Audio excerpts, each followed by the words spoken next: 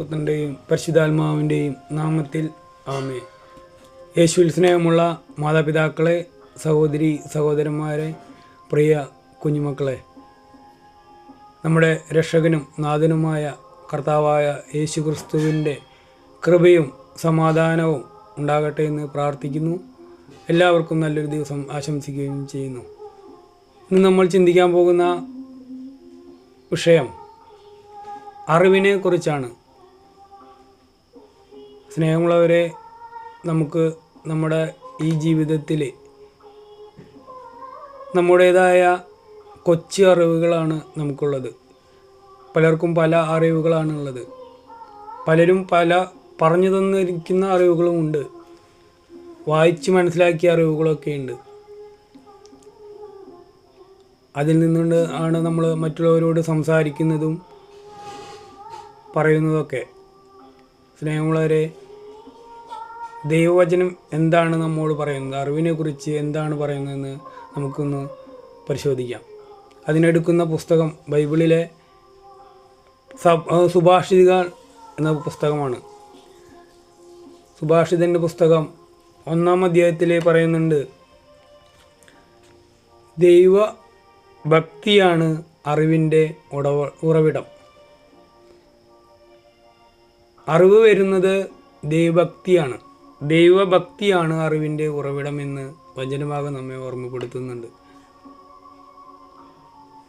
ഇവിടെ വായിക്കാം. സുഭാഷിതങ്ങൾ 1-ാം അധ്യായം 1 മുതൽ ഞാൻ വായിക്കുന്നുണ്ട്. ദാവീദിൻ്റെ മകനും ഇസ്രായേൽ രാജാവുമായ സോളമൻ്റെ സുഭാഷിതങ്ങൾ. മനുഷ്യർ ജ്ഞാനവും പ്രബോധനവും ഗ്രഹിക്കാനും ഉൾക്കാഴ്ച തരുന്ന വാക്കുകൾ മനസ്സിലാക്കാനും വിവേകപൂർണമായ പെരുമാറ്റം, ധർമ്മം, നീതി, ന്യായം എന്നിവ ശീലിക്കാനും സരളഹൃദയർക്ക് വിവേകവും യുവജനങ്ങൾക്ക് അറിവും വിവേചന ശക്തിയും പ്രദാനം ചെയ്യുന്നു എന്ന് വചനഭാഗം നമ്മളെ ഓർമ്മപ്പെടുത്തുന്നുണ്ട്. അതുപോലെ നമുക്ക് വചനഭാഗം 7ലേക്ക് കടക്കുമ്പോൾ കാണാം, ദൈവഭക്തിയാണ് അറിവിൻ്റെ ഉറവിടമെന്നും ഭോഷണന്മാർ ജ്ഞാനത്തെ പ്രബോധനത്തെയും പുച്ഛിക്കുമെന്ന് കൂടി നമുക്ക് കാണാം. അപ്പോൾ പ്രബോധനം, ദൈവ പ്രബോധനങ്ങൾ പുച്ഛിക്കുന്നതാണ് നമ്മളിവിടെ കണ്ടു പറഞ്ഞത്. ദൈവ കാര്യങ്ങൾ, ദൈവചിന്തകൾ പുച്ഛിക്കുമ്പോൾ നമുക്ക് നഷ്ടമാകുന്നത് അറിവിൻ്റെ ഉറവിടമാണ്. ദൈവത്തെ തന്നെയാണ് നമുക്ക് നഷ്ടപ്പെടുന്നത്. നമുക്കിവിടെ കാണാം, 1-ാം അധ്യായം 22-ാം തിരുവചനം കാണാം. പറയുന്നുണ്ട്, ഭോഷരെ, നിങ്ങൾ എത്ര നാൾ ഭോഷരായി കഴിയും? എത്ര നാൾ പരിഹാസകർ പരിഹാസത്തിൽ ആഹ്ലാദിക്കുകയും മൂഢർ അറിവിനെ നിന്ദിക്കുകയും ചെയ്യുമെന്ന് വചനഭാഗം ഓർമ്മപ്പെടുത്തുന്നുണ്ട്. കേട്ടോ, അറിവിനെ പുച്ഛിക്കുക, പ്രബോധനത്തെ പുച്ഛിക്കുക, ദൈവവചനത്തെ പുച്ഛിക്കുക, അതാണ് ഇവിടെ പറഞ്ഞിരിക്കുന്നത്.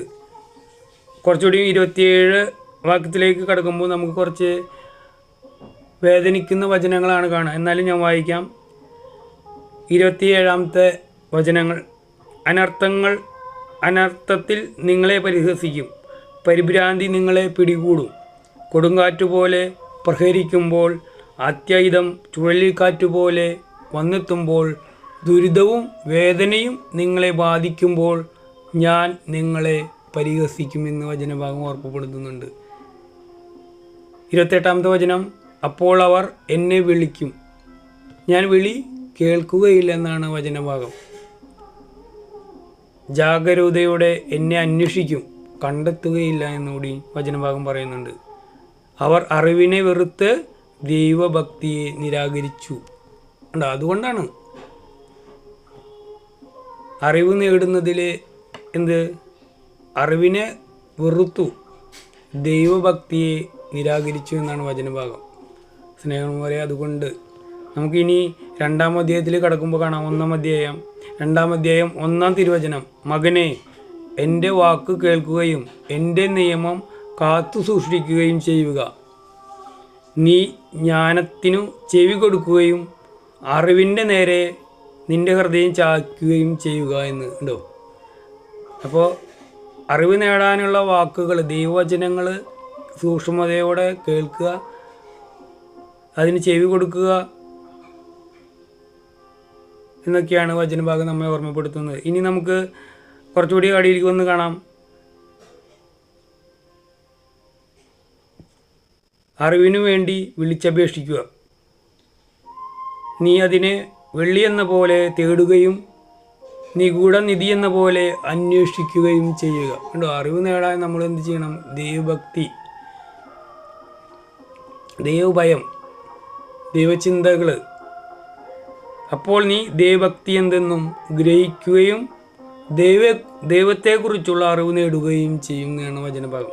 5-ാമത്തെ തിരുവചനമാണ്, 2-ാം അധ്യായം 5-ാം തിരുവചനമാണ് ഞാൻ വായിച്ചത്. അപ്പോൾ നീ ദൈവഭക്തി എന്തെന്നും ഗ്രഹിക്കാനും ദൈവത്തെക്കുറിച്ചുള്ള അറിവ് നേടുകയും ചെയ്യുമെന്നാണ് വചനഭാഗം നമ്മെ ഓർമ്മപ്പെടുത്തുന്നത്. എന്തെന്നാൽ കർത്താവ് ജ്ഞാനവും നൽകുന്നു, അവിടുന്ന് വചനത്തിൽ നിന്ന് അറിവും വിവേകവും പുറപ്പെടുന്നു എന്ന് വചനഭാഗം നമ്മളെ ഓർമ്മപ്പെടുത്തുന്നുണ്ട്. സ്നേഹമുള്ളവരെ, അതുകൊണ്ട് കർത്താവിൻ്റെ വചനങ്ങൾ കേൾക്കുക, പ്രബോധനങ്ങൾ കേൾക്കുക. ഇതൊരു ഉപദേശം എന്നല്ല, ഇതൊരു ഓർമ്മപ്പെടുത്തലാണ്. കർത്താവിൻ്റെ വചനം നമ്മളെ ഓർമ്മപ്പെടുത്തുന്നതാണ്, ആരെ ഉപദേശിക്കുന്നതല്ല. കർത്താവ് പറഞ്ഞെന്ന നിയമങ്ങളും ചട്ടങ്ങളും കാത്തു സൂക്ഷിക്കാൻ നമ്മളെ ഓർമ്മപ്പെടുത്തുന്നതാണ്. ഇവിടെ നമുക്ക് അതിനുവേണ്ടി പ്രാർത്ഥിക്കുന്ന ഒരു പ്രാർത്ഥന നമുക്ക് സങ്കീർത്തന പുസ്തകത്തിൽ കാണാം. 119-ാമത്തെ സങ്കീർത്തനം 33-ാം തിരുവചനം. അവിടെ പറയുന്നുണ്ട്, കർത്താവേ, അങ്ങയുടെ ചട്ടങ്ങളുടെ വഴി എന്നെ പഠിപ്പിക്കണമേ, അവസാനം വരെ അത് പാലിക്കും. ഞാൻ അങ്ങയുടെ പ്രമാണം പാലിക്കാനും പൂർണ്ണ ഹൃദയത്തോടെ അത് അനുസരിക്കാനും വേണ്ടി എനിക്ക് അറിവ് നൽകണമേ എന്ന് പറയുന്നുണ്ട്. സ്നേഹിതന്മാരെ, ഇത് തന്നെയായിരിക്കും നമ്മുടെ പ്രാർത്ഥന. കർത്താവ് പറഞ്ഞ ചട്ടങ്ങളും നിയമങ്ങളും നമുക്ക് അനുസരിക്കാൻ, പഠിക്കാൻ നമുക്ക് അറിവ് നൽകണമേ എന്ന് കർത്താവിനോട് പ്രാർത്ഥിക്കാം. എല്ലാവർക്കും വേണ്ടി പ്രാർത്ഥിക്കുന്നു. സ്നേഹമുള്ളവരെ, നമുക്ക് ഈ വീഡിയോ കാണുമ്പോഴൊക്കെ, നിങ്ങളെൻ്റെ വീഡിയോ കാണുമ്പോഴൊക്കെ നിങ്ങൾക്ക് ബോധ്യപ്പെട്ടിട്ടുണ്ടെങ്കിൽ നിങ്ങളത് ഈ കാലഘട്ടത്തിൽ നമുക്ക് വീഡിയോസ് ചെയ്യുമ്പോൾ ആവശ്യം നമുക്ക് ഇത് സബ്സ്ക്രൈബ് ചെയ്യണം. കാരണം എന്താ വെച്ച് കഴിഞ്ഞാൽ എല്ലാവരും പറയുന്നത്, ഞാൻ ആദ്യം പറയാത്തത്, ഇത് സബ്സ്ക്രൈബ് ചെയ്ത് കഴിഞ്ഞാലാണ് നിങ്ങൾക്ക് വീഡിയോസ് തുടരെ വരുന്നതുള്ളൂ.